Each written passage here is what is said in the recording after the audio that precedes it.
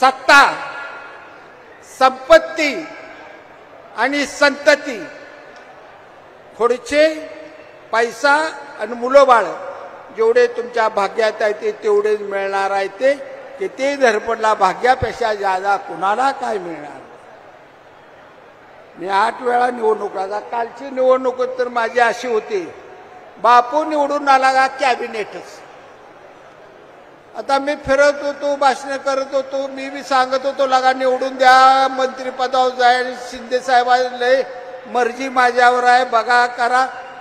नाही जुळलं आम्हाला. मी पडलो, पुन्हा आमचा दोस्त माजी आमदार दीपक आबा साळुंखे ती बी पडला. आणि कॉलेजमधनं शिकायला एक पोरग बघत आम्हाला दोघाला पाडलं आणि गेला मुंबईला. आम्हा दोघाला काय म्हणायची 5 वर्ष जय विरूची जोडी निघाली. फटफटीव दोघं बसलो, जय विरू निघाले. गाडीत बसलो, जय विरू दौऱ्यावर निघाले. कुठं कार्यक्रमात दिसलो, पोरं फोटो करायची, जय विरू स्टेजवर दिसते. 5 वर्ष जय विरू जय विरू जय विरू गेलो. मला काळजाला धस होतो.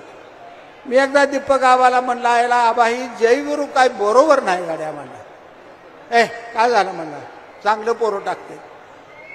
आयला त्यात म्हणलं ती शेवटी जय मर्तन विरू एकटा जिता राहतोय. आपल्यात असं दिसतं दोघात होतं का शेवटी, बघ म्हणलं काय.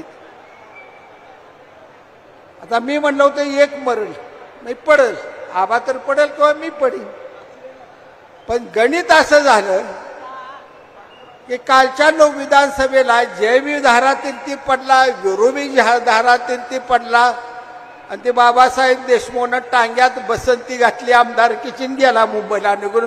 चल धन्नो हट म्हणला, मुंबई घातली. आता आम्ही दोघं तिथेच बसलो. मला का म्हटलं तुला सांगत होतो उभा राहू नको. ते म्हणा कळत नव्हतं का मोठा होता वयात, एवढ्या वेळ मला द्यायचं होतं.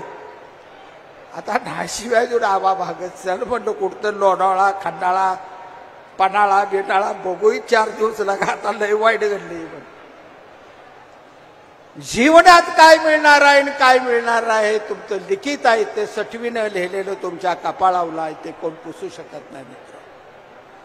परंतु सटवीनं लिहिलेलं कपाळावचं मोजत असताना त्याच वेळी तुमच्या हाताला मनगटाला रेषा दिलेल्या त्या, इथं सुद्धा भविष्याच्या 3 रेगा भगवंतानं दिलेल्या आहे. त्या मनगटात असं न्याटानं मनगटानं अशा पद्धतीनं तुम्ही करतो तो दाखला.